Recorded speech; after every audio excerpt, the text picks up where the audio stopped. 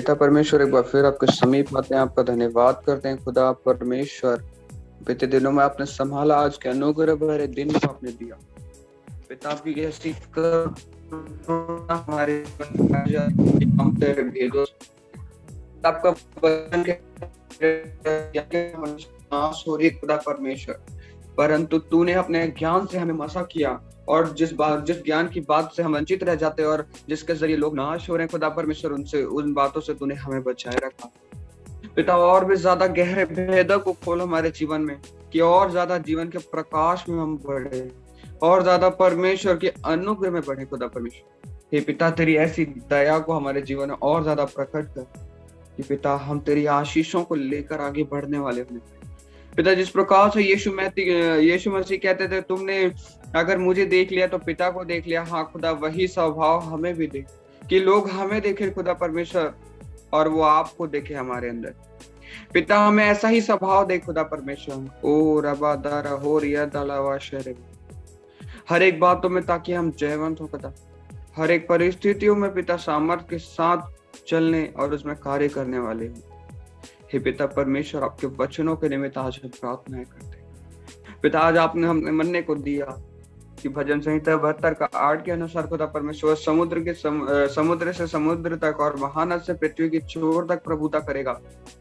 Hallelujah. हाँ पिता, हम वही राजा ठहरेंगे, हम सभी जो समुद्र तक प्रभुता करेंगे खुदा परमेश्वर, महानद से पृथ्वी की छोर तक प्रभुता करेंगे। हाँ खुदा, हम इस्तेमाल कर यहोवा परमेश्वर कि हम राज्य देश देश के ऊपर राजा ठहराया जाए, हर एक पिता राज्य की अभिषेक को ढेला जाए आज हर एक के जीवन में खुदा परमेश्वर, और हर एक पिता उस राजा के अभिषेक से परिपूर्ण होकर चले खुदा। और इस अंत के दिनों में पिता परमेश्वर आपके राज्य को दृढ़ता से चलाने वाले होने पाए। Il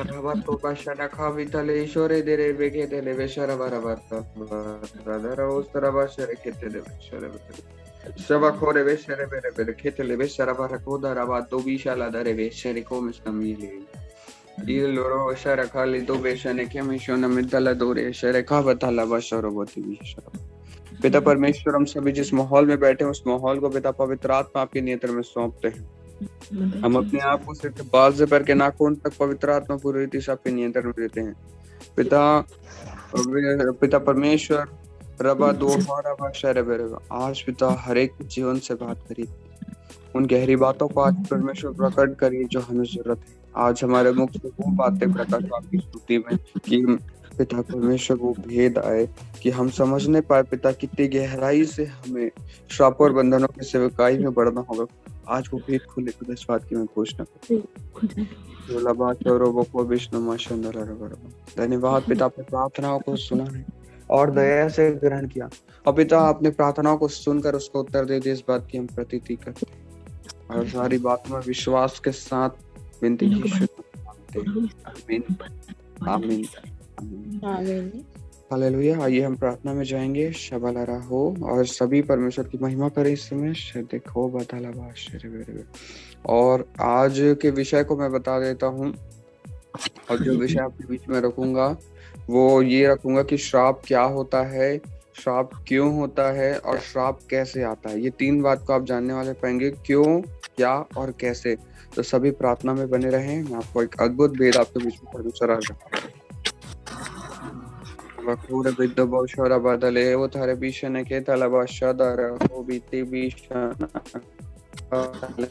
शेरे बे शबा खोरे बे शेरे बराबर बराबर धर उस्त बीश द दोशना खतले तेरे उसरा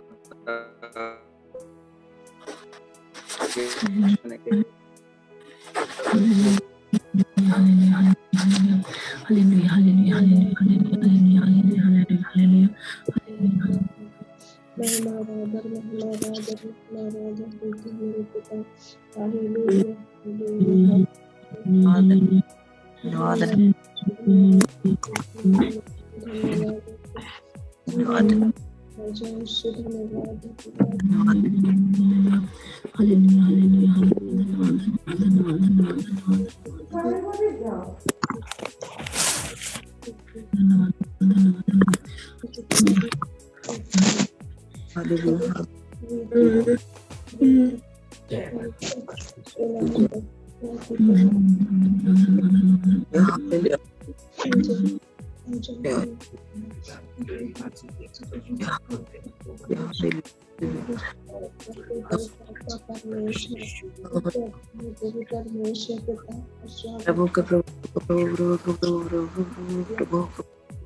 परमेश्वर हम अपने जीवन में आपका स्वागत करते हैं। हालेलुया।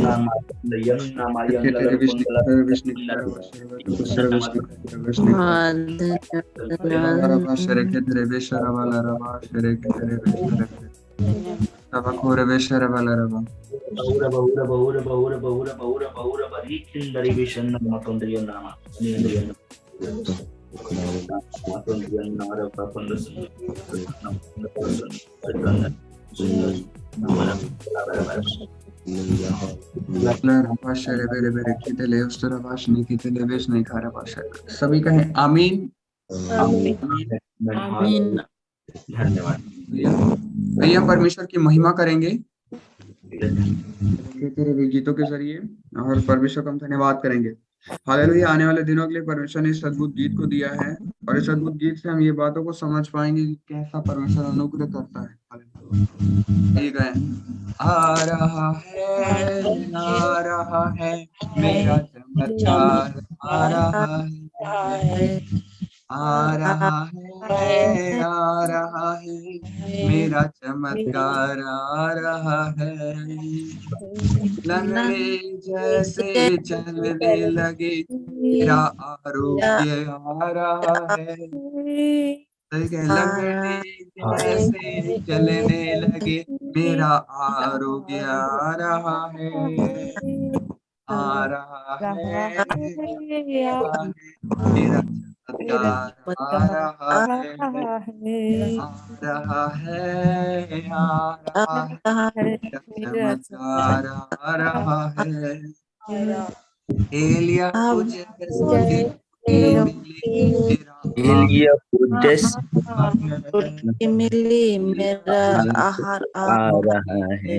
मेरा आहार आ रहा है, आ रहा है, मेरा चमत्कार आ रहा है, हालेलुया। आ रहा है, आ रहा है मेरा चमत्कार आ रहा है।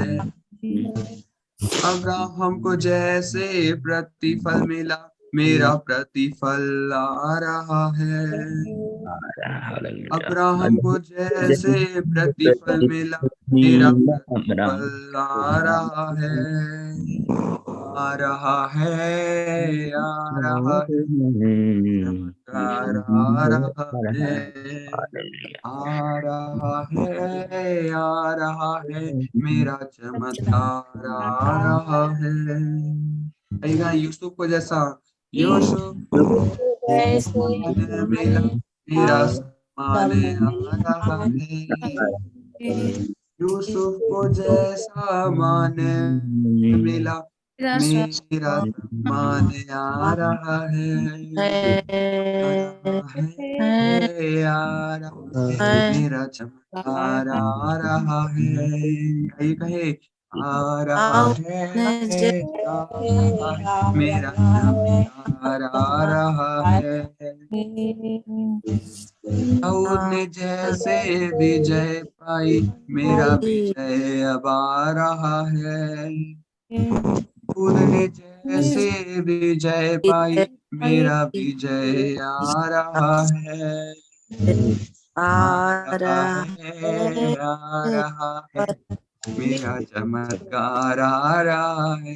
आइए विश्वास से अंगीकार करें, आ रहा है, आ रहा है, मेरा चमत्कार आ रहा है। दानियल जैसे छुटकारा मिला, मेरा छुटकारा आ रहा है।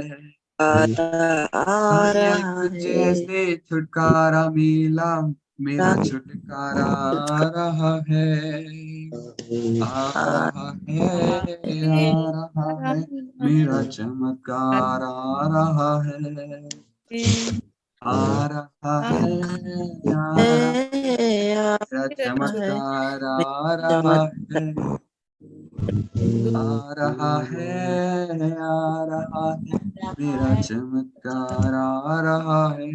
आइए एक बार सभी मिलकर आप कहेंगे, सुलेमान के जैसे ज्ञान मिला, हम ज्ञान की बातों के लिए आखिरी में अंगीकार करें। सुलेमान को जैसा ज्ञान मिला, मेरा ज्ञान भी आ है। सुलेमान को जैसा ज्ञान मिला, मेरा ज्ञान भी आ रहा है, क्या आ रहा है, हमारा चमत्कार आ रहा है, आ रहा है, आ रहा है, मेरा चमत्कार आ रहा है, आ रहा है, मेरा चमत्कार आ रहा है, आ रहा है, आ रहा है, मेरा चमत्कार आ रहा है। आइए विश्वास से एक बार फिर से पुकारे आप परमेश्वर को, हम सभी कहें कि हाँ मेरा चमत्कार आ रहा है। आने वाले दिनों में आपके जीवन में चमत्कारों को खोल रहा है परमेश्वर, आ रहा है, आ रहा है, मेरा चमत्कार आ रहा है, आ रहा है, आ रहा है, मेरा चमत्कार आ रहा है। हमारे लिए आरोग्य ला रहा है, हमारे लिए आहार को लेकर आ रहा है, हमारे भी फल ला रहा है खुदा परमेश्वर। जिस प्रकार से तुमने दाऊद को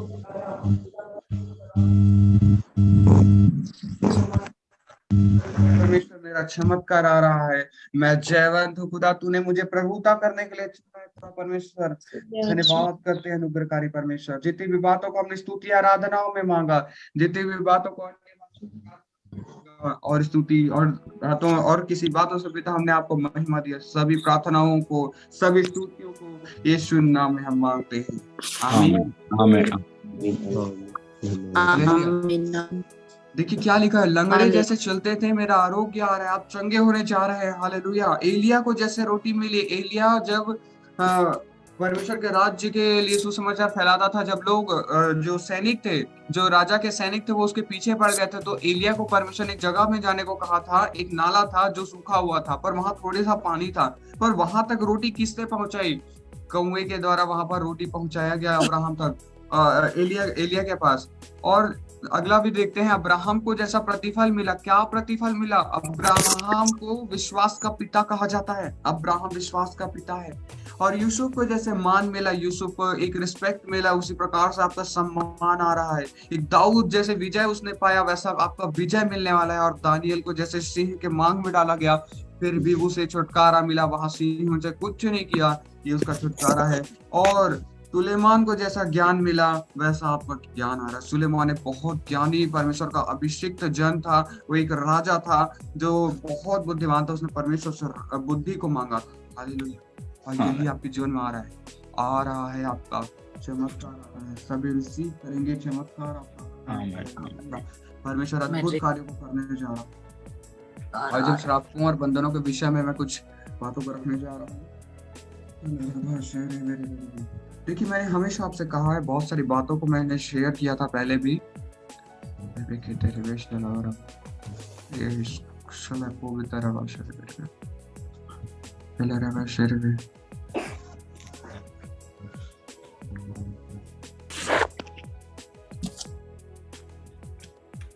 सभी को स्क्रीन दिखाई दे रही है मेरी?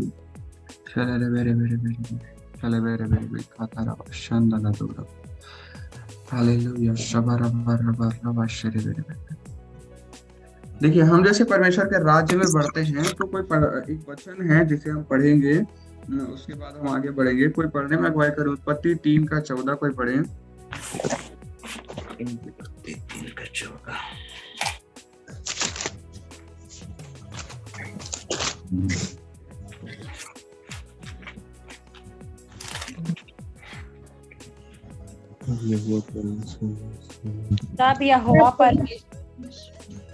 तब यहोवा परमेश्वर ने सर्प से कहा, तूने जो यह किया है, इसलिए तू सब घरेलू पशुओं और सब बनैले पशुओं से अधिक शापित है। तू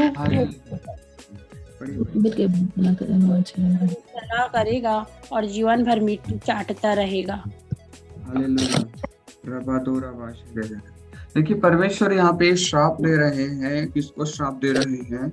शैतान को, सर्प जो है उसे परमेश्वर श्राप दे रहे हैं। तो परमेश्वर ऐसा क्यों करता है? परमेश्वर ने उसे श्राप क्यों दिया? क्योंकि अदन की वाटिका में उसने किसको भरमाया?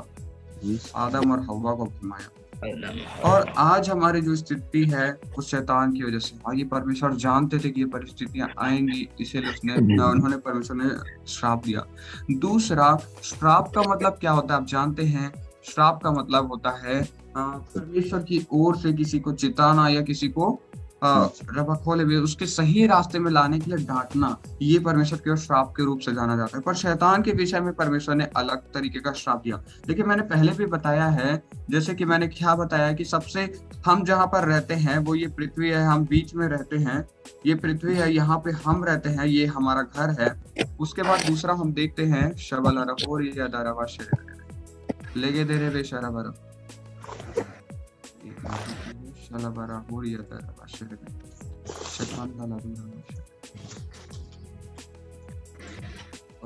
हम जैसे देखते हैं कि ये हमारा पृथ्वी है, हम यहाँ पर रहते हैं। और स्वर्ग का स्थान को हम देखें तो बादलों पे हमारा जो स्वर्ग है, सबसे ऊंचा स्वर्ग है, वो यहाँ पर है। और फिर उसके बाद हम देखते हैं कि और भी मैंने उस दिन स्वर्ग के विषय में बताया था कि ये तो सबसे ऊंचा स्वर्ग हो गया, फिर दूसरा स्वर्ग, फिर ये तीसरा स्वर्ग, और यही बादल है। हालेलुया। ये तीसरा जो सबसे नीचे का स्वर्ग आप देख पा रहे हैं, ये बादल है। हालेलुया। तो ठीक उसी प्रकार से परमेश्वर यहाँ पे क्या कहना चाहते हैं, हमें इसे समझना होगा कि जब शैतान को उन्होंने श्राप दिया तो उन्हें क्या कहा कि सब जीवों में तू श्रापित गिना जाएगा। हालेलुया। सब जीवों में तू श्रापित गिना जाएगा। और परमेश्वर ने जब उसे ऐसा श्राप दिया तो हम देखते हैं कि स्वर्ग में क्या है?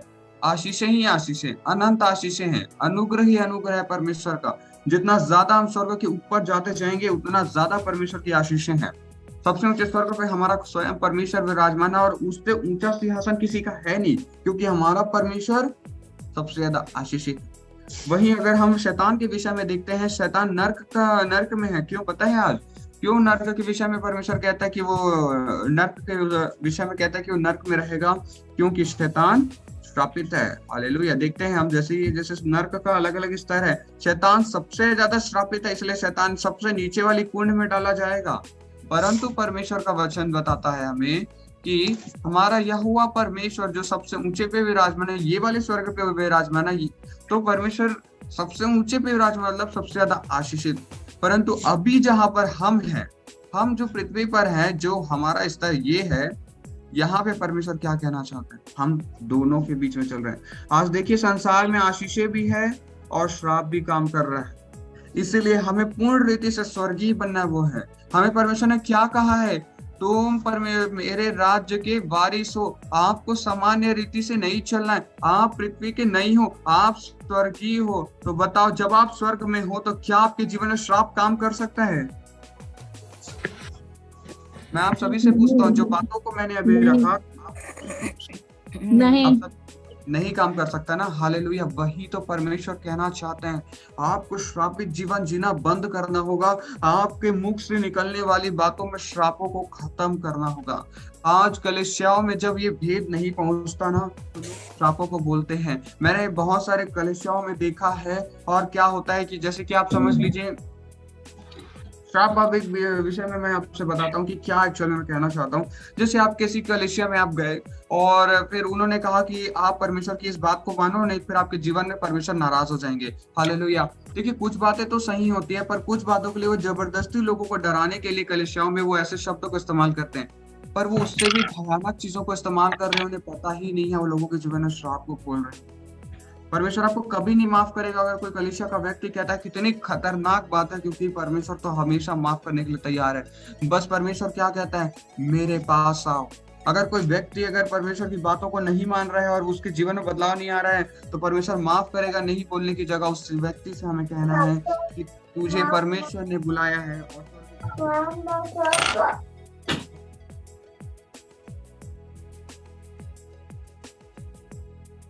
ना तू श्रापित है और न तेरे जीवन में कोई आशीष की कमी है। तो तू परमेश्वर से मांग और तुझे मिलेगा। मांगो तो तुम्हें दिया जाएगा। लोग सोचते हैं कि सिर्फ हमें क्या मांगना है, पिता मुझे धन दे, मेरे को नौकरी दे, सिर्फ यही मांगते हैं। पर हमें क्या मांगना है? आशीषों को मांगना है। क्यों पता है? क्योंकि स्वर्ग के विषय में हम जब देखते हैं तो परमेश्वर का वचन हमें बताता है कि नर्क जो है, ये जो निचला स्तर है, यहाँ पे देखते हैं सबसे नीचे जो है, वहां पे क्या पाया जाता है? आग, गंधक, दुख, पीड़ा। ये क्यों है? क्योंकि वहां परमेश्वर नहीं है, और जहां परमेश्वर नहीं है वहां आशीष नहीं। वहीं अगर सबसे ऊंचे स्वर्ग में देखें तो आनंद ही आनंद है, क्योंकि वहां परमेश्वर है, परमेश्वर का प्रकाश है वहां। इसीलिए हमारे जीवन में जब परमेश्वर उदय होते हैं तो हमारे जीवन से सारी आशीषें प्रकट होती है, और हम जब आशीष को लेते हैं तब हम ऊपर स्तर में जाते हैं। कभी भी अपने जीवन में श्रापों को ग्रहण ना करें और श्रापों के विषय में आगे नहीं बढ़े, क्योंकि श्राप आपको कहाँ पहुंचा सकते हैं? आपको स्तर को नीचे कर सकते हैं। शैतान कैसे नरक पहुंचा? उसे श्राप मिला कि तू श्रापित गिना जाएगा, और जो जितना ज्यादा श्रापित उतना ज्यादा उसका स्तर नीचे होता है, वो उतना ही दूर होता है परमेश्वर से। आप ऐसे समझिए,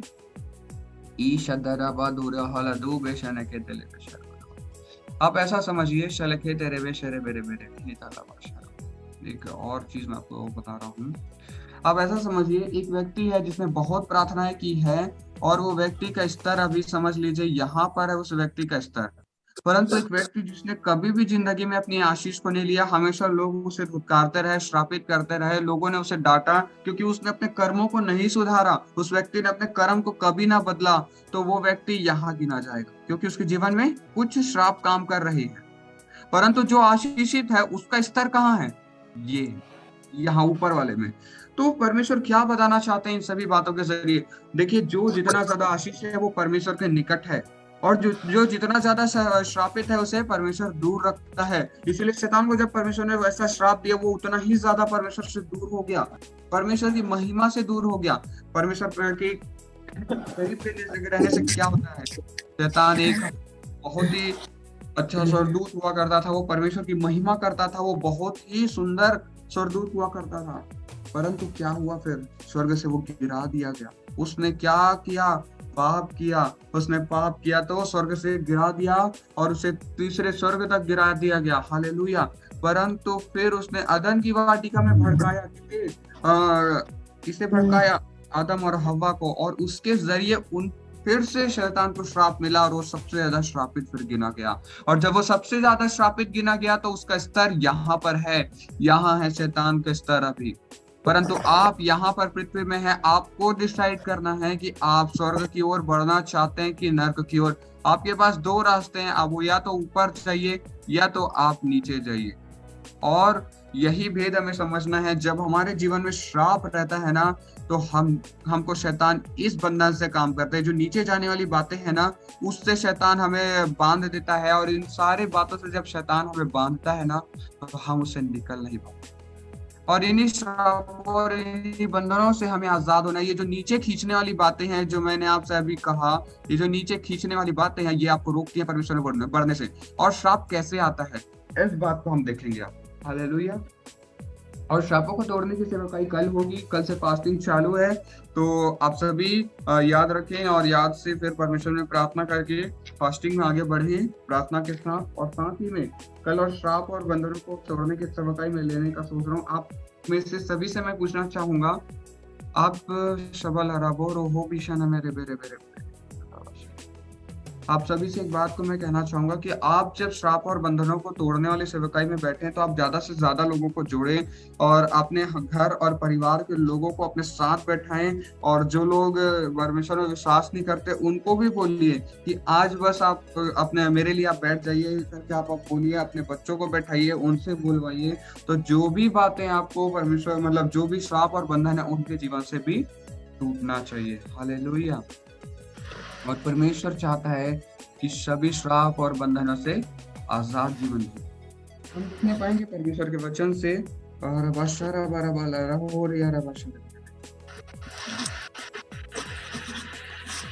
व्यवस्था विवरण 28 का 29 पढ़ेंगे। व्यवस्था विवरण 28 का 29 पढ़ने में अगुवाई करें।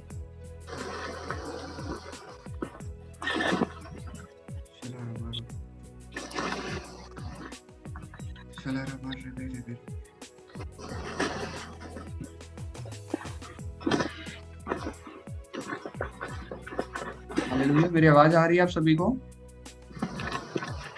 जी बेटा आ रही है। व्यवस्था विवरण 28 का 29 पढ़ने में कोई अगुवाई करे। अच्छा, और जैसे अंधा अंधियारे में टटोलता है, वैसे ही तू दिन दोपहरी में टटोलता फिरेगा और तेरे काम काज सफल न होंगे। और तू सदैव केवल अंधेर सहता और लूटता ही रहेगा और तेरा कोई छुड़ाने वाला न होगा।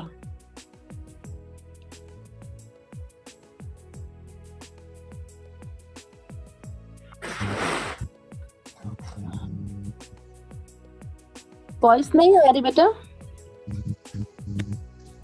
हालेलुया। हाँ, तो जो श्राप, देखिए श्राप कैसे काम करता है। परमेश्वर ने क्या कहा कि तेरे जीवन का तेरे छुड़ाने वाला कौन रहेगा। जब जीवन में श्राप काम करता है ना, शैतान ऐसे ही शैतान भी वचन से हमला करता है। शैतान कहता है देख वचन में लिखा हुआ है, और वचन से कहता है कलीसियाओं के बीच में कि देख तूने ऐसा नहीं किया, इसलिए तू श्राप है, तेरे जीवन में श्राप काम कर रहा है।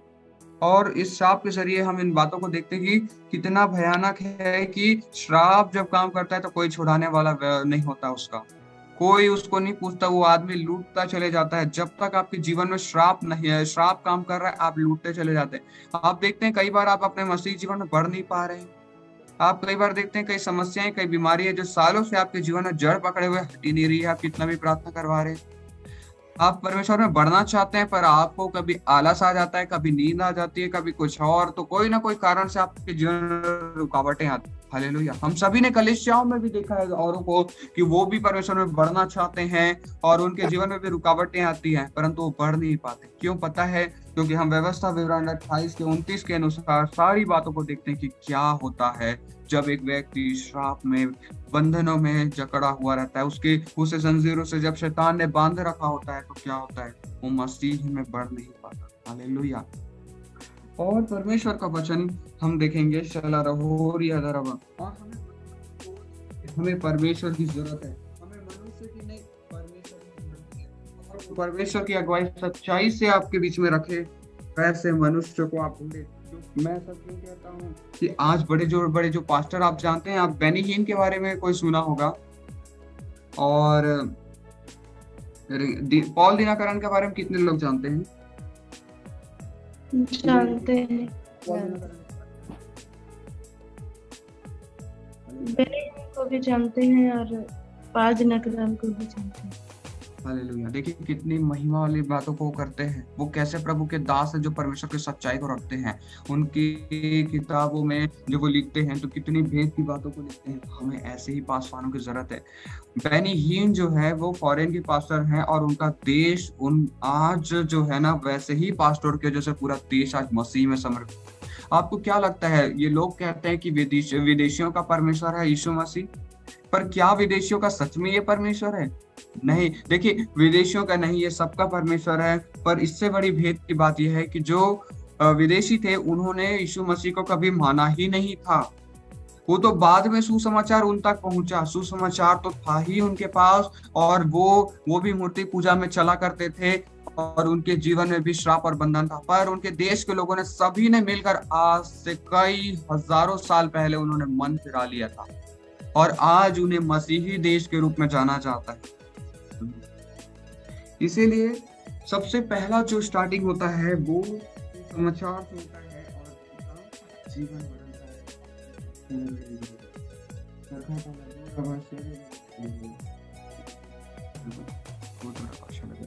और एक और वचन हम देखेंगे, शबेरे बरेबे लिखे तेरे बीच नहीं खाला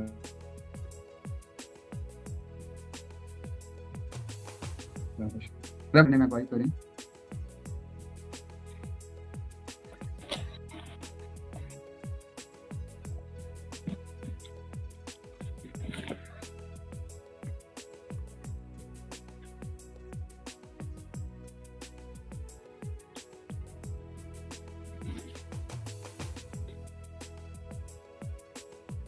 कोई जल्दी से पढ़ने में अगुवाई करें।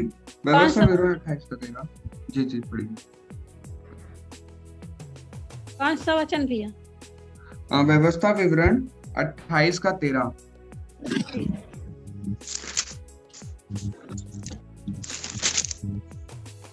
और यहोवा तुझको पूंछ नहीं किंतु सिर ही ठहराएगा, और तू नीचे नहीं परंतु ऊपर ही रहेगा, यदि परमेश्वर यहोवा की आज्ञाएं जो मैं आज तुझको सुनाता हूँ तो उनके मानने में मन लगाकर चौकसी करे। हालेलुया। देखिए परमेश्वर कितनी अद्भुत बातों को कहता है कि तुझे पूंछ नहीं सिर ही ठहराऊंगा। आप पूंछ का मतलब आपने बताया, मैंने आपको क्या बताया, जब आप देखते हैं स्वर्ग की बातों को तो पूंछ का मतलब क्या होता है? पिछला सिरा। और सिर को क्या बोलते हैं? आगे का सिरा। हम सिर को क्यों बोलते हैं सिर? क्योंकि वो अगुवाई करता है, वो आगे लेकर चलता है। सिर किसी भी व्यक्ति का, आप खुद अपने सिर को जब देखते हैं तो वो आपको अगुवाई करता है। आपका सिर जो है सबसे ऊंचे पे विराजमान है, और इसी प्रकार से सभी के साथ है। और तू नीचे नहीं केवल ऊपर ही रहेगा। ऊपर रहने का मतलब क्या है? तू श्रापित नहीं, तू आशीषित रहेगा। परंतु जो व्यक्ति जिसके जीवन में श्राप काम करता है वो क्या हो जाता है? वो नीचे खींचे चले जाता है, और उसका सिर नहीं वरन वो पूंछ ठहरने लगता है। हालेलुया। एक और वचन हम जल्दी से देखेंगे, यिर्मयाह का 17 का 5 यिर्मयाह 17 का 5 पढ़े। रखे तेरे बीच में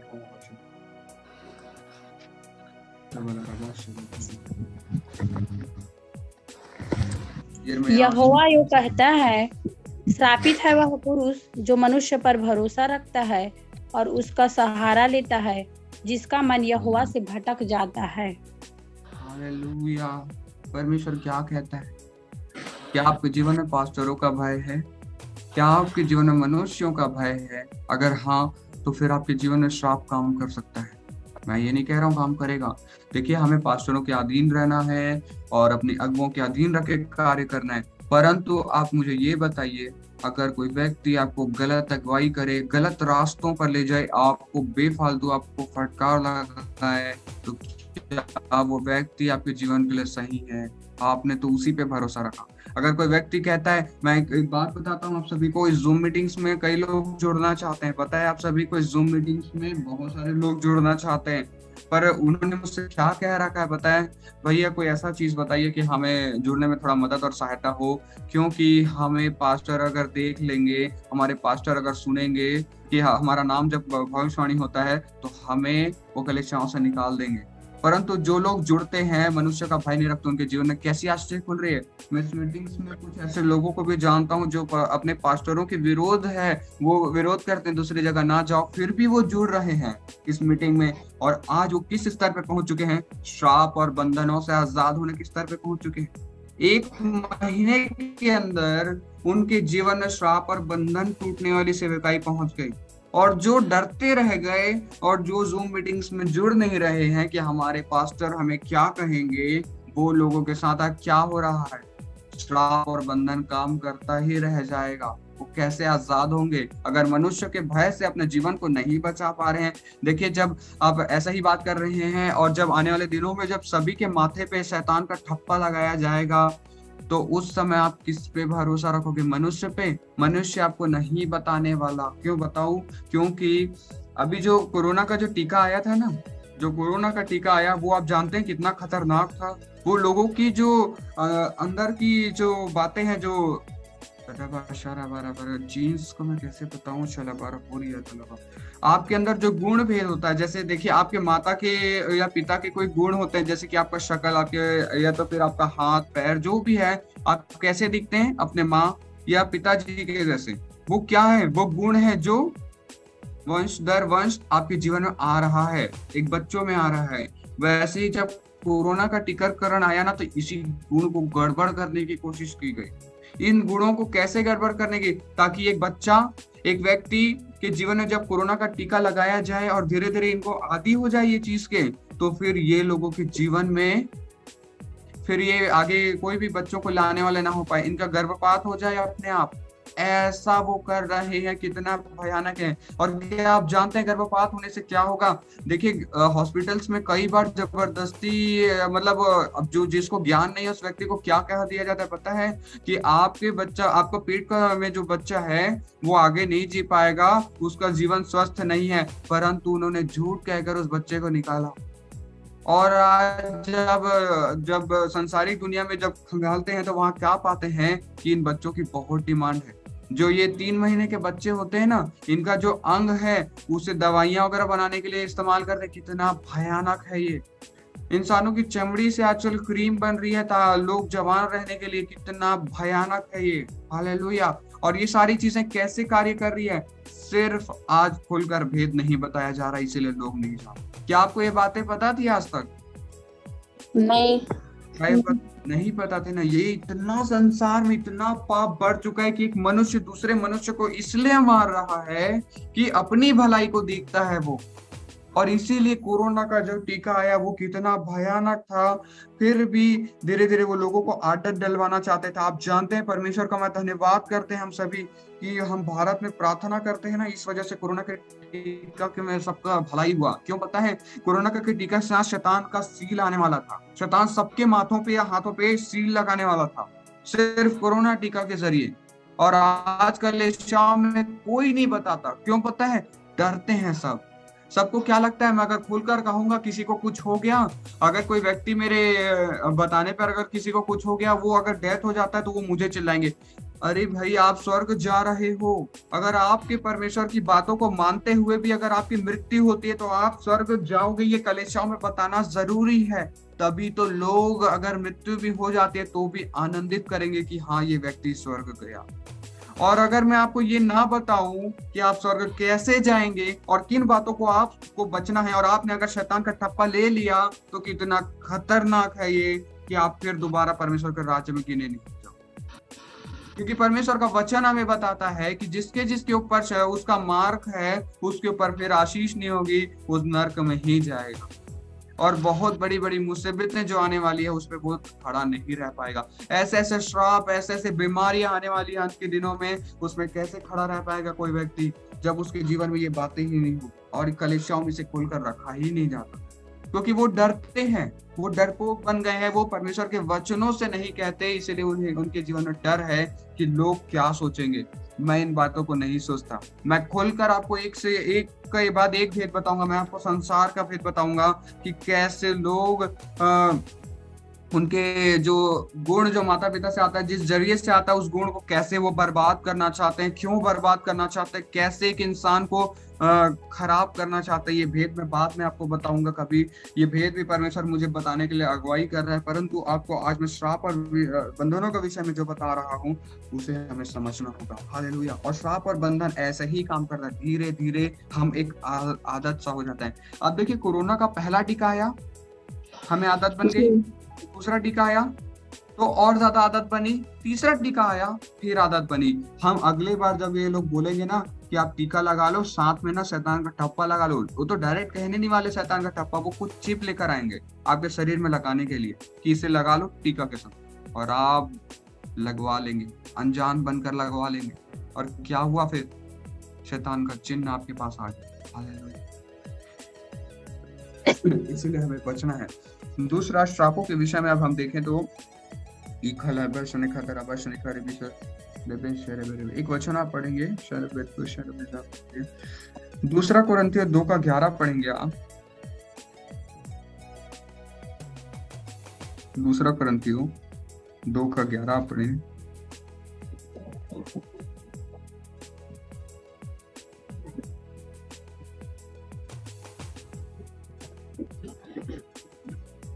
जल्दी पढ़े कोई।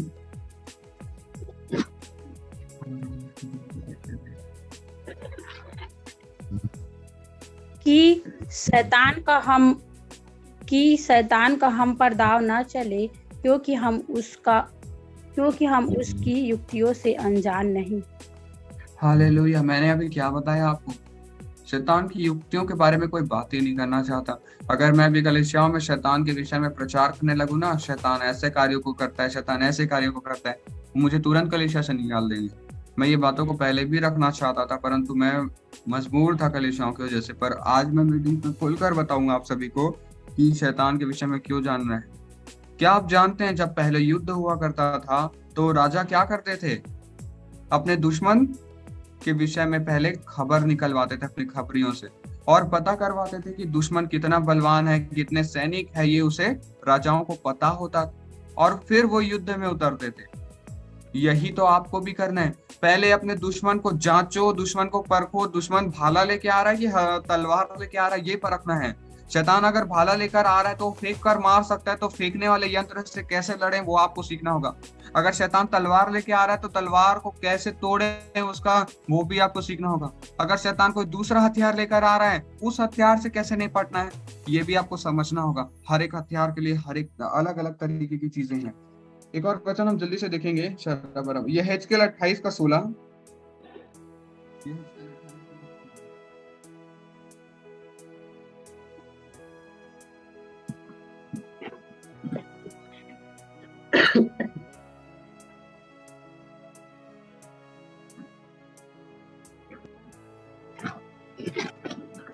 परंतु लेन देन की बहुतायत के कारण तू उपद्रव से भरकर पापी हो गया।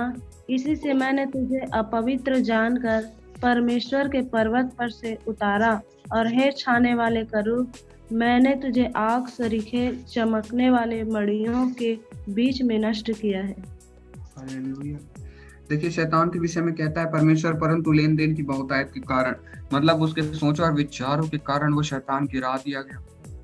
और हम ना सिर्फ यहाँ पे शैतान को देखें, शैतान जब को इस बात को देख रहे थे हमें लगता है कि सिर्फ शैतान को देखकर हम सोचते हैं कि शैतान के ऊपर लागू होती है ये बातें, परंतु क्या आप जानते हैं लेन देन की बहुतायत आज मनुष्य में भी पाई जाती है। अगर एक मनुष्य श्रापों और बंधनों को लोगों को अवगत नहीं करा रहा है तो भी वो यही कार्यों को कर रहा है, और आप सभी कैसे हो जाएंगे? शैतान के समान गिरा दिए जाएंगे। इसलिए हमें परमेश्वर क्या बोलता है, श्राप क्या है? आप जब परमेश्वर के विरुद्ध कुछ काम करते हो ना, परमेश्वर आपको डांटने के लिए श्राप को इस्तेमाल करते हैं। हालेलुया। पुराने नियम में आप पुराने नियम में देखिए, इजरायलियों को कई बार परमेश्वर ने श्रापित किया। क्यों? ताकि उसकी प्रजा सुधरे और उसके पास वापस आए। फटकार लगाया परमेश्वर ने, शैतान मतलब सभी इजरायलियों को परमेश्वर ने फटकार लगाया कि तुम मेरी प्रजा हो। हालेलुया। और जब परमेश्वर ने उन्हें फटकार लगाया तो कई बार वो लौट कर आए। हालेलुया। मिस्र देश में जब थे, क्या परमेश्वर ने उन्हें मूसा के जरिए नहीं छुड़ाया? क्यों छुड़ाया? क्योंकि उनके जीवन में श्राप काम कर रहा था, पर परमेश्वर जानता था कि इनके लिए इतनी सजा काफी है, अब मैं इन्हें निकालूंगा। श्राप कुछ नहीं, वो सजा देने का तरीका है। अब आप समझिए परमेश्वर के निमित्त जब ये श्राप जो है इसे शैतान कैसे इस्तेमाल करता है। हालेलुया। शैतान इस हथियार को इस्तेमाल करता है कि वो शैतान कैसे करता है कि आपको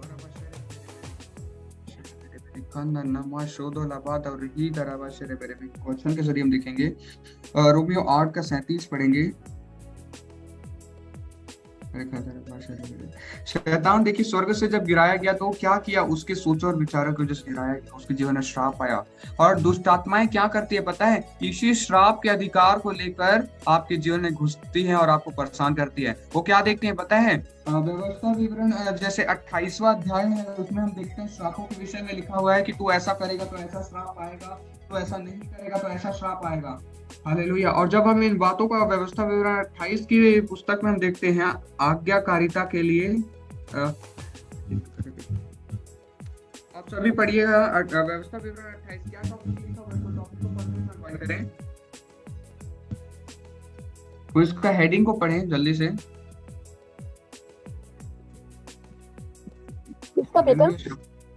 व्यवस्था विवरण 28 का जो टॉपिक लिखा हुआ है, जो उसका शीर्षक लिखा हुआ है, उसे पढ़ें। व्यवस्था विवरण 28 में आशीष वचन।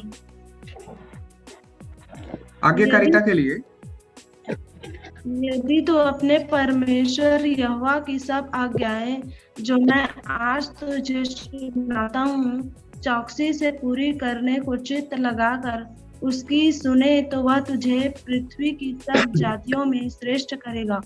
आमीन। फिर अपने परमेश्वर यहोवा ठीक है, परमेश्वर को आशीष दे, सभी को आशीष दे जिन्होंने वचनों को बढ़ा। देखिए यहाँ पे हम क्या देखते हैं पहले वचन में कि परमेश्वर सारी आशीषों को देगा अगर तू विश्वास करे और उन बातों पे चले जो मैं तुझे देता हूँ आज्ञा। एक और वचन हम देखेंगे 15 अध्याय को पढ़े, 15 अध्याय इसी का 28 का 15 पढ़े, क्या लिखा हुआ है। हालेलुया। हालेलुया। परंतु यदि तू अपने परमेश्वर यहोवा की बात ना सुनता और उसकी सारी आज्ञाओं और विधियों के पालन में जो मैं आज सुनाता हूँ चौकस नहीं करेगा तो यह सब साप तुझ पर आ पड़ेगा। हालेलुया। हालेलुया। परमेश्वर ने क्या कहा कि सारा श्राप तुझ पर आ पड़ेगा अगर तू नहीं मानेगा मेरी बातों को। परमेश्वर इजरायलियों को यही कहता था। व्यवस्था विवरण में ही ये बातें लिखी हुई है। इजरायली व्यवस्था विवरण के नियमों पे चलते थे और यहाँ क्या लिखा हुआ है कि श्राप आएगा अगर तू मेरी बातों को नहीं मानेगा। हालेलुया। क्यों पता है? क्योंकि जब हम गलत कामों को करते हैं, हम परमेश्वर के वचनों को नहीं मानते और ज्ञान का भेद नहीं होता हमारे पास, शैतान आता है, हमें भरमाता है और भरमाने के द्वारा रास्तों को खोलता है कि वो हमारे जीवन में घुसकर हमें तकलीफों से, समस्याओं से भर दे। और परमेश्वर इसलिए यहाँ पे श्रापों के जरिए हमें सुधारना चाहता है, हमें डांट और फटकार लगाता है कि तुम सुधरो, मेरे पास वापस आओ। और हम जब श्रापों के विषय में बढ़ रहे हैं तो क्या मसीहों के जीवन में श्राप काम करता है? मैं कहता हूँ नहीं। और ये परमेश्वर का वचन भी कहता है, क्योंकि यीशु मसीह ने जब क्रूस पर कुर्बान हुए तो उन्होंने अंतिम शब्द क्या थे उनके? सब बातें पूरी हुई। सब बातें पूरी हुई, सारा श्राप खत्म हो गया, सारी चीजें वहां क्रूस पर खत्म हो गई। शैतान को क्रूस पर पूरी रीति से परमेश्वर मतलब शैतान के सारे अधिकार को तोड़ दिया, शैतान को पूरी रीति से हरा दिया। हालेलुया। जब क्रूस पर उन्होंने हराया तो सारी कुंजियां, सारा सामर्थ यीशु मसीह के पास आ गया। और वही कुंजियां जब आपके पास परमेश्वर देता है तो आपको परमेश्वर के निमित्त खराई से चलना होगा, क्योंकि यहाँ पे क्या लिखा है? जो मेरी विधियों को ना माने उनके जीवन में श्राप काम करेगा। हालेलुया। हमें परमेश्वर की विधियों को मानना बहुत जरूरी है। और परमेश्वर की विधियों को जब हम नहीं मानते तो कैसे कैसे श्राप आते हैं हम सभी जानते हैं। और उनका परिणाम क्या होता है? श्रापों का परिणाम क्या है? बीमारी। नर्क में क्या है आप जानते हैं? नर्क को बस देख लीजिए, आप श्राप को समझ जाएंगे। नर्क क्या है? निचला स्तर है। और निचला स्तर मतलब वहां परमेश्वर से दूर हैं। जितना ज्यादा आप परमेश्वर से दूर, उतना ज्यादा आपके जीवन में अंधकार, और जितना ज्यादा अंधकार उतना बीमारी, उतना श्राप, उतना ही ज्यादा आपके जीवन में समस्याएं। और हम इसे संसार में देखते हैं, कुछ लोग को जानते हैं जिनके पास इतने पैसे भी नहीं है कि एक वक्त का खाना खा पाए, वो अंधेरे तंग गलियों में रहते हैं, उनके जीवन में बीमारियां काम करती है। क्यों? पता है, उनके पास भरपूरी नहीं। अगर उनके जीवन में कोई भी बातों की भरपूरी हो, स्वास्थ्य की, जो भी बातों की, तो फिर वो भी स्वस्थ रहेंगे, पर उनके जीवन में कमियों के कारण आज बीमारियों का वो शिकार हो रहे हैं। वैसा ही कमी आपके जीवन में काम करते हैं। अगर आप आत्मा की दुनिया में कमजोर हैं, आपके आत्मा की दुनिया में आपके पास सही भोजन नहीं है, आप किसी रीति से बच नहीं पाओगे श्राप और बंधन से। दूसरा, आपके पूर्वजों ने मूर्ति पूजा की, आपने भी एक समय तक मूर्ति पूजा की, तो ये सब क्या है? परमेश्वर की व्यवस्था के अनुसार आपने उल्लंघन किया है। हालेलुया। आपने मूर्ति पूजा करके परमेश्वर की बातों का उल्लंघन किया है। और यहाँ पे लिखा है, परंतु यदि तू अपने परमेश्वर की यहोवा बात ना सुने। हमने परमेश्वर की बातों को नकारा है। हालेलुया। आप सभी जानते हैं ना, आप सभी ने मूर्ति पूजा को जाना है, आप सभी ने परमेश्वर की बातों को नकारा है। परंतु परमेश्वर से जब हमने नकारा, शैतान क्या करता है पता है? शैतान हमारे जीवन में आता क्या करता है? इन लोगों ने तो मूर्ति पूजा की, पता है तूने, शैतान आएगा आपके जीवन में क्या बोलेगा आपको? पता है तूने मूर्ति पूजा की तो परमेश्वर के विरुद्ध गया, इसीलिए तेरे जीवन में देख, परमेश्वर का वचन कहता है कि तू विधियों का ना मारे तो ये सारे श्राप आ जाएंगे तेरे जीवन में। और इस वचन को इस्तेमाल करके शैतान श्राप को लेकर आता है आपके जीवन। यही वो वचन है जिसके जरिए शैतान आपके जीवन में श्रापों को लेकर आता है। और आज लोगों को क्या नहीं पता है? पता है आपको जीवन में ये नहीं पता कि आप डांट सके शैतान को अधिकार से। आप शैतान से ये नहीं कहते हो, हाँ बस आप एक्सेप्ट कर लेते, पर आपको क्या कहना चाहिए वहां पे कि मुझे यीशु मसीह ने क्रूस के लहू के जरिए आजाद कर दिया, मैं आजाद तेरे लहू से हुआ हूँ। हालेलुया। ये गीतों को गाएं, अंगीकार को करें, मैं आजाद तेरे लहू से हुआ हूँ। और जब आप यीशु के लहू से आजाद किए गए हैं तो फिर कोई श्राप ना रहा, कोई बंधन ना रहा। और जब आप इस बात से अवगत हो जाएंगे, आप सामर्थी बन जाएंगे। आप ऐसा समझिए, एक पहलवान है, आप बहुत एकदम सामर्थी पहलवान है, बहुत मशहूर पहलवान है। आपके सामने एक पतला दुबला व्यक्ति आता है और वो आपको जंजीरों से बांध देता है। अब आप लड़ पाएंगे उससे? नहीं, क्योंकि आपको पता ही नहीं, अपनी ताकत का अंदाजा ही नहीं है। हालेलुया। परंतु जैसे ही आपको एहसास होता है मैं तो परमेश्वर की सामर्थ से भरा हुआ व्यक्ति हूँ, आप उन बंधनों को वो सारी बंधनों को तोड़ते हैं और सीधा उस व्यक्ति पर टूट पड़ते हैं कि तू मुझे कैसे बांध सकता है। आज आपको शैतान के ऊपर टूट पड़ना है, तू मुझे कैसे बांध सकता है? तू कौन होता है मेरे जीवन में श्रापों को लाने वाला? हालेलुया। तू क्यों इन श्रापों के शब्दों के जरिए तू मेरे जीवन पे हमला करता है? आज शैतान को डांटने की जरूरत है, आज कलीसियाओं में इसी गंभीरता की जरूरत है। हालेलुया। आपको समझ में आया शैतान कैसे कार्य करता है? जब यीशु मसीह ने बपतिस्मा लिया था, मत्ती का अध्याय उठा के देख लीजिए, शैतान जब यीशु मसीह ने बपतिस्मा लिया, शैतान आया उसके पास और उसे क्या कहा? वचन से कहा, तू कंगूरे से फेंक दे, तेरे को सरदूत हाथों हाथ उठा लेंगे। कहा, क्यों कहा? क्योंकि शैतान जानता है वचनों को और वो भी वचन से हमला करता है। इसीलिए सावधान रहो कि भरमाए ना जाओ। हालेलुया। और ये जो वचन है व्यवस्था विवरण 28 का 15, इसे शैतान इस्तेमाल करता है कि देख तूने मूर्ति पूजा की, इसीलिए तेरे जीवन में अब मुसीबतें आएंगी। पर हम आजाद हैं, हमें ये घोषणा करना है और यही श्रापों और बंधनों को तोड़ना है। परमेश्वर ने क्या कहा? अंगीकार करो। और श्राप और बंधनों को तोड़ना कितना आसान है मैं आप सभी को बताऊं? एकदम आसान है। आपको क्या करना है पता है? आपको परमेश्वर, आप जानते हैं, आपको हमेशा मैंने बताया आप ईश्वर हैं, आपको परमेश्वर ने अपनी समानता में बनाया है। परमेश्वर उसने जैसा जैसा बोलते गए वैसा वैसा संसार की रचना होती चली गई, और आपके मुख में भी परमेश्वर ने सामर्थ्य दिया, मतलब जैसा जैसा आप बोलोगे वैसा होते चले जाएगा। हालेलुया। और आपके जीवन में कैसे होगा ये बात? पूरा आपके जीवन में ये बातें पूरी होंगी जब आप बोलेंगे। सिर्फ बोलो, श्राप टूटेगा। आप बोलो, हर एक श्राप बंधन को मैं तोड़ता हूँ यीशु के नाम से, यीशु के लहू के जरिए टूट गया श्राप। कोई मुश्किल चीजें नहीं, हालेलुया, कोई मुश्किल बातें नहीं है, बस आपको बोलना है, क्योंकि बोलने के जरिए ही सारी बातें होती हैं। और भी बहुत सारी बातें, परंतु समय के हिसाब से मैं बहुत सारे और बातों को रखता आपके सामने। और जब नया नियम आया ना परमेश्वर के निमित्त, रबा, तो परमेश्वर ने लहू से हमें आजाद किया है। मैंने तुझे अपने लहू से खरीदा है, परमेश्वर ने कहा। हालेलुया, खरीदा है। ऐसा क्या है कि उन्होंने हमें खरीदा? जब हम जब पुराने मनुष्य में पुराने जीवन में थे तो हम पापों में थे, और हम किसी मजदूर को खरीदते हैं ना। आप देखिए पहले जमाने में जब क्या होता था, एक बंदी रहता था, उसने उस व्यक्ति का कर नहीं चुकाया, मतलब उसकी काम करता था पर उसने उसे पैसा नहीं दिया है।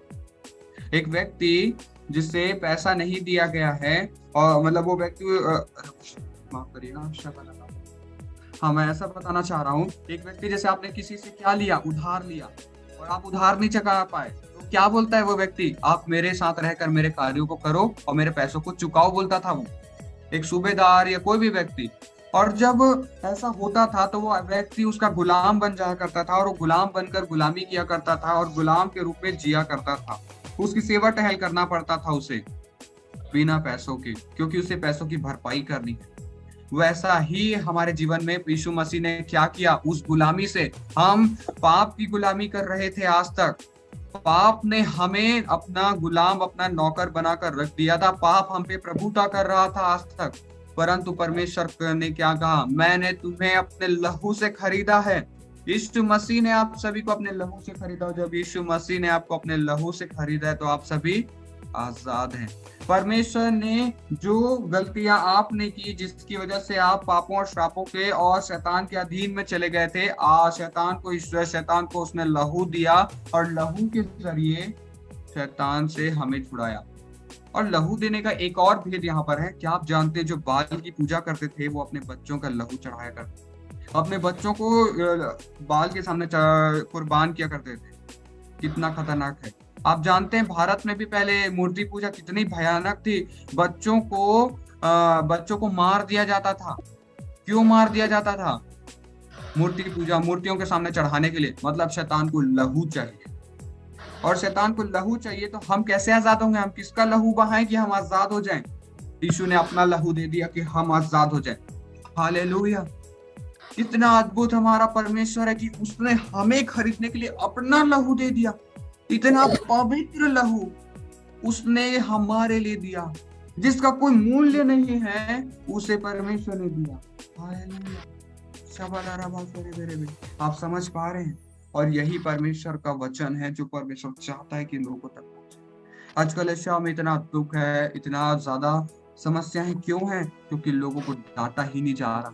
अगर मैं जब मैं मीटिंग्स को लेता था, मैंने डांटा, मेरे कलीसियाओं के लोगों ने क्या कहा कि आप किसी को डांट नहीं सकते। आपको किसने अधिकार दिया? मुझे यीशु मसीह ने अधिकार दिया कि मैं डांटूं। मैं आपका पिता हूं, मैं आपको डांट सकता हूं। मैं आपका आत्मिक अगुआ हूं, मैं आपको डांट सकता हूं। एक पिता अपने बच्चों को ना डांटे तो उसको सही संस्कार कैसे मिलेगा? आप खुद बताइए, आप अपने बच्चों को डांटते हैं कि नहीं? डांटते हैं। तो एक पिता जब अपने बच्चों को ना डांटे तो उन्हें संस्कार कैसे मिलेगा? अगर कोई बच्चा कोई गलती कर रहा है, उसे नहीं डांटा जाए तो क्या वो सही रास्तों पे चलेगा? नहीं चल पाएगा। और एक पिता होने के नाते, एक अगुआ होने के नाते हमें डांटना बहुत जरूरी है। और नहीं डांटते हैं तो आप इसका परिणाम जानते हैं क्या होता है? मम्मी अपना वो लेके आना फोन।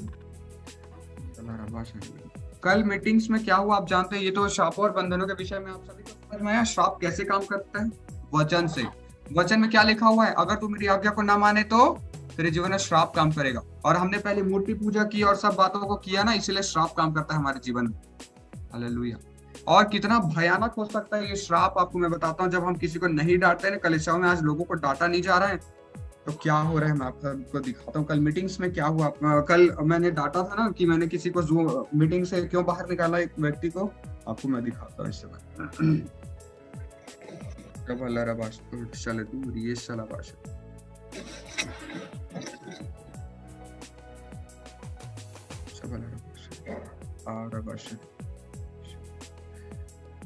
देखिए आपको मैं दिखाता हूँ।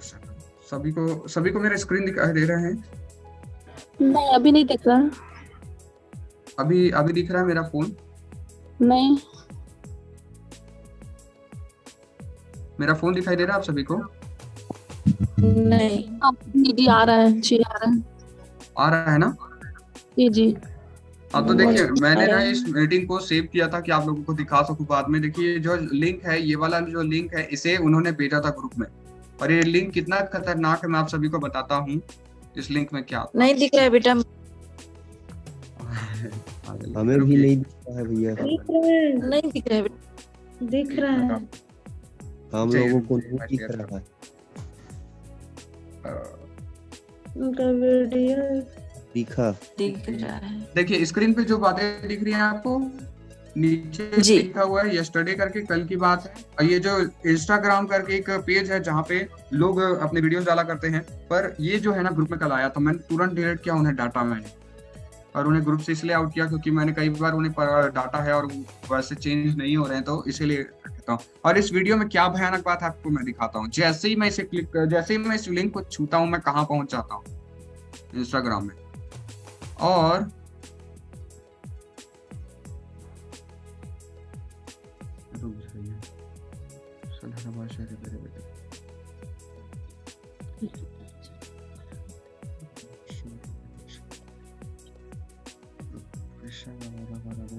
एक तरह कुछ दिक्कत आया।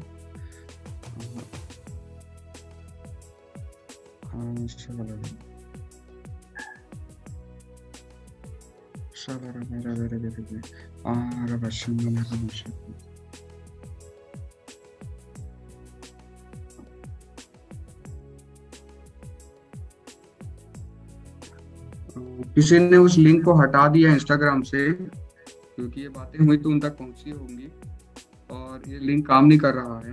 एक्चुअली हुआ क्या था, वो ना एक संसारिक गीतों पे वो डांस कर रहे थे, और वो प्रचार भी करती है।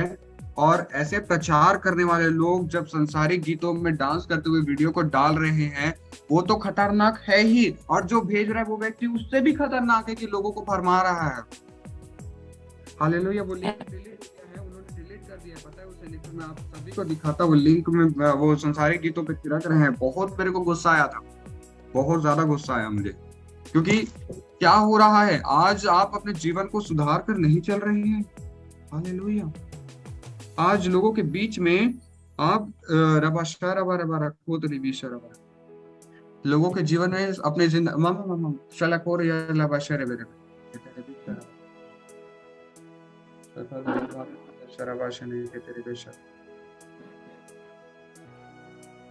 हालेलुया। और उस गीतों पे वो जब बना रहे हैं, और ऐसे लोगों को पास्टर मना भी नहीं करते। क्यों पता है? उनको लगता है हमारे कलीसिया में एक आदमी कम हो जाएगा, 2 आदमी कम हो जाएंगे।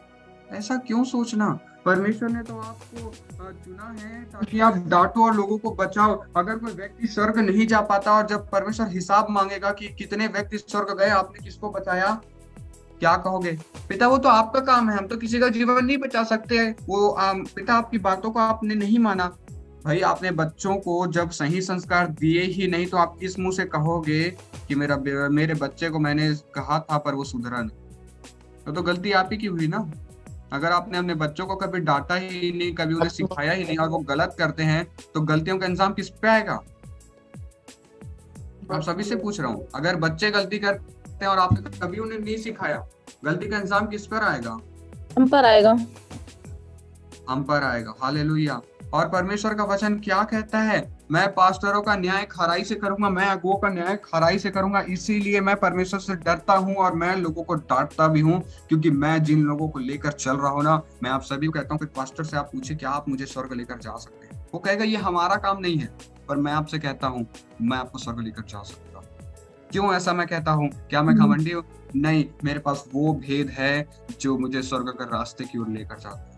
और इस भेद को जो पकड़ेगा, मैं भेद बताने के लिए तैयार हूँ। परमेश्वर मुझसे कहेगा क्या तूने लोगों को बचाया? हाँ पिता, मैंने सारे भेद को खोल के रख दिया। मैंने लोगों को बताया कि कैसे सीढ़ी चढ़ना है, मैंने लोगों को तलवार चलाना सिखाया, मैंने लोगों को झिलम पहनना सिखाया, मैंने लोगों को हर एक हथियार से तैयार रहने को सिखाया।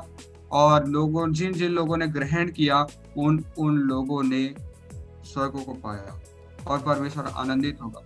पर अगर मैं आप लोगों को भेद ना बताऊं, आपसे कहूं पिता मैं अगर डांटता ना, तो ये लोग चर्च से आपसे दूर हो जाते। अरे चर्च से दूर हो जाते चल जाता, पर ये लोग जो चुने हुए लोग थे वो भी तो छूट गए ना उनके चक्कर में। हालेलुया। और परमेश्वर रबिशारा खोले बिस्तर बसने खातर बसने खाले बसने करते रबिशने खातर बसने।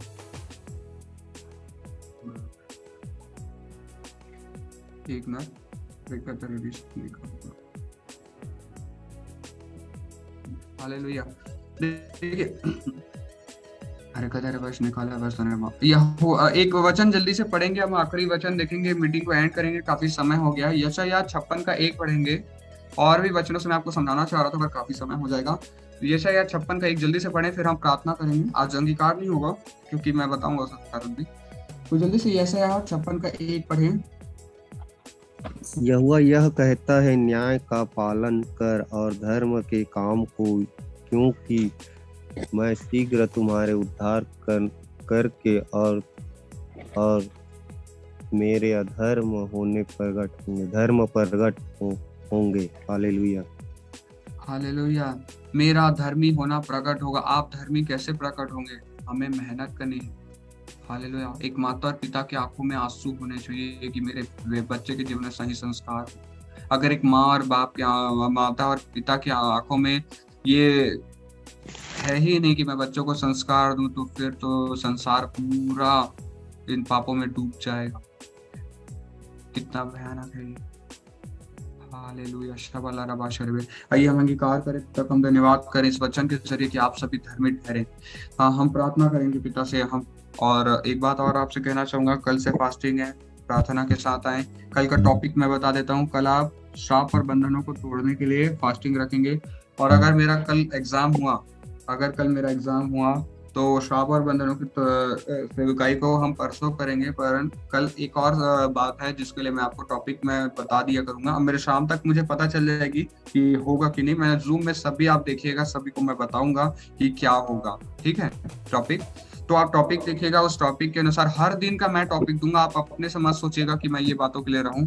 जो परमेश्वर मुझे बताएगा मैं आप सभी को बताते जाऊंगा, वैसा वैसा आपको उपास प्रार्थना रखते जाना है। ठीक है, और आप चाहें तो 1 घंटा भी रख सकते हैं। 1 घंटे का मतलब मान लीजिए आप सुबह जुड़ते हैं। सुबह कितने हम जुड़ते हैं मीटिंग में? 5 बजे। तो 5 से 6, 6 से 7, जो ज्यादा देर नहीं रह सकते वो 5 से 7 बजे तक रहिए। 6:30 तक मीटिंग खत्म हो जाएगी, या उससे पहले भी मीटिंग खत्म हो जाएगी। उसके बाद आप आधा घंटा पर्सनल प्रेयर कर लीजिए। 2 घंटे की सही आपने उपास प्रार्थना तो किया, तो इतना ही सही आप करिए। या तो फिर 8 बजे तक रह जाइए। कोई 12 बजे तक दोपहर के खाना खाने तक उपास रह जाइए। उसके बाद 12 बजे के बाद फिर आप खाना खा सकते हैं। ऐसा आप कर सकते हैं। परंतु जो कार्यों में जाते हैं ना, अपनी सेहत को भी ध्यान देना है। अपनी सेहत को भी ध्यान देते हुए उपास प्रार्थना को रखना है, परमेश्वर कह रहा है। और जब अपनी सेहत को देखते हुए रखना है, मतलब कि जितना आपसे हो सके, आपकी क्षमता है उतना ही रखिए। ये मत सोचे कि मैं ज्यादा उपास प्रार्थना करूंगी तो ज्यादा आशीष आएगा। ऐसा नहीं है। मैं आपको एक पास्टर का गवाही बताता हूँ। एक पास्टर थे जो 10 साल तक सिर्फ और सिर्फ 1 घंटा उपास किया, और इतने सामर्थ्य प्रभु के दास, बहुत ही सामर्थ्य। आज आप लोगों को देखते हैं 40-40 दिन फास्टिंग कर रहे हैं और जगह जगह घूम रहे हैं। आपको घूमना नहीं है, आपको कहीं मीटिंग्स में नहीं जाना है, न किसी जूम मीटिंग्स में आप जुड़िएगा, क्योंकि ऐसे ही लोग हैं जो प्रचार कर रहे हैं, जो संसारिक गानों पे थिरकते भी हैं और आपके बीच में प्रचार भी करते हैं। और ये लोग आपके जीवन में, शैतान इनको इस्तेमाल कर सकता है आपको भरमाने के लिए। इसीलिए आप भरमाए ना जाओ। इसीलिए मैं आपसे कह रहा हूँ, कोई भी जूम मीटिंग्स, कोई भी मीटिंग्स में मत अटेंड करो। हाँ, चर्च जाने से मैं बिल्कुल मना नहीं कर रहा हूँ। चर्च आप जाओ, चर्च की मीटिंग है। आप यीशु मसीह का जो अभी क्रिसमस आने वाला है उसे आप बिल्कुल आप एंजॉय करें। आप बिल्कुल अच्छे खुशी रहें, खुशहालता से वहां जाएं चर्च और आनंद मनाएं।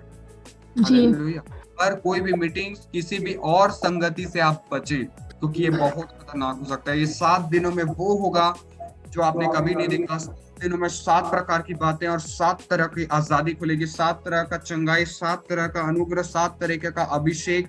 और मैं आप सभी से इस बात की भविष्यवाणी करता हूँ कि 7 दिन खत्म होने के बाद सभी गवाही दोगे कि मेरे जीवन में यह अभिषेक, सबके जीवन में एक ना एक का अभिषेक खुलेगा ही खुलेगा। हालेलुया। आमीन। आप सभी को समझ में आ गया ना उपास प्रार्थना के विषय में? तो आइए हम का धन्यवाद करेंगे। पिता परमेश्वर, फिर आपके समीप आते हैं, आपका धन्यवाद करते हैं, ये अद्भुत योजनाओं को आपने हमारे लिए तैयार किया है। और एक नए स्तर की आशीषें, एक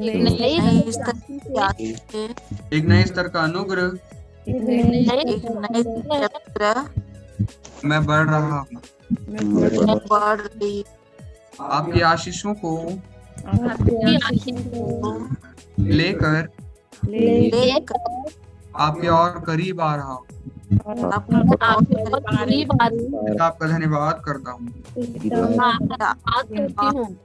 हर एक परिवार को आशीषित करते हैं, उस परिवार को आशीष उनके सदस्यों को आशीषित करते हैं, उनके सदस्यों को आशीष उनके बच्चों को आशीषित करते हैं। बच्चों को आशीषित करते हैं। पिता परमेश्वर परमेश्वर हर एक की नौकरी, हर एक व्यापार व्यापार और खेतों को आशीषित करते हैं। तो को आशीषित तब वो बहुतायत का फल लाए तब वो का फल और आपके राज्य की महिमा करने वाले होने पाए। आपके राज्य पिता, पिता कल जब हम उपवास प्रार्थना रखे, कल जब पिता आप पिता आप हमारे अगुवाई करिए आप अगुवाई करिए और कल की उपवास प्रार्थना कल की हम आपके नियंत्रण में रखने वाले होने पाए। और पिता परमेश्वर पिता परमेश्वर जब हम उपवास के दौरान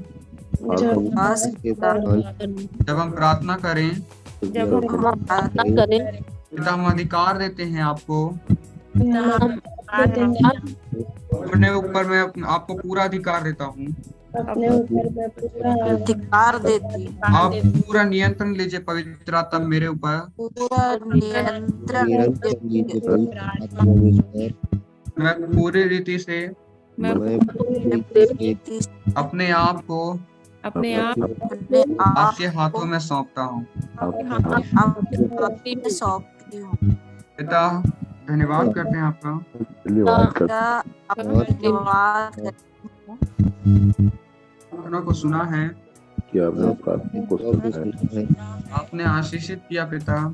आपने किया है पिता। हम विश्वास और प्रतीति करते हैं, विश्वास करती हूँ उसका आपने उत्तर दे दिया है उत्तर दे दिए। और पिता आपका वचन कहता है आप कहता है जो कुछ तुम मेरे नाम से तुम मांगोगे से मांगोगे पिता देगा, वो सब तुम्हें मिलेगा।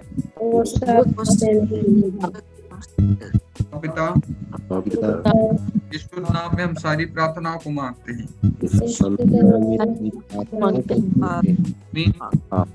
आमीन।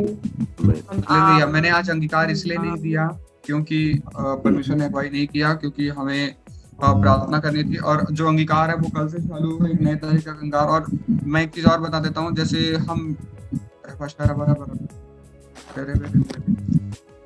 एक बार मैं कुछ दिखा रहा हूँ, आप सभी को दिख रहा है कि नहीं, बस इतना बताइएगा ताकि मैं समझ पाऊँ कि आप लोगों को सहूलियत होगी कि नहीं कल श्राप और बंधन तोड़ने में।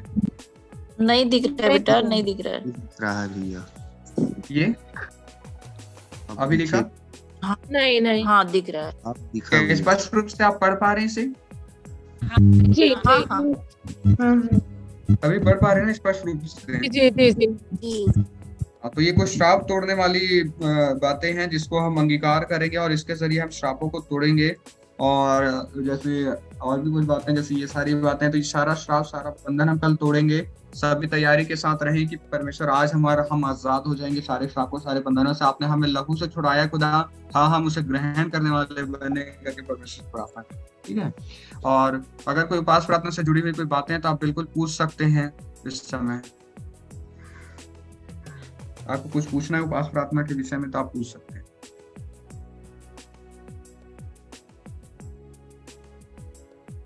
सबको समझ में आ गया? चलिए, अच्छी बात है, परमेश्वर का धन्यवाद हो। ओके, हम मीटिंग को एंड कर रहे हैं। फिर आप सभी को जय मसीह। परमेश्वर आप सभी को आशीष दे, बहुतायत की। आमीन। बेटा जॉन बेटा जी जी मेरे लिए प्रेयर कर दीजिए, मेरा मन बहुत भटकता है यहाँ वहाँ बार बार। आपको ना मैं वही बोल रहा हूँ कि कल श्राप और बंधन टूटेगा ना, सब ठीक हो जी, जाएगा आपके जीवन में ना।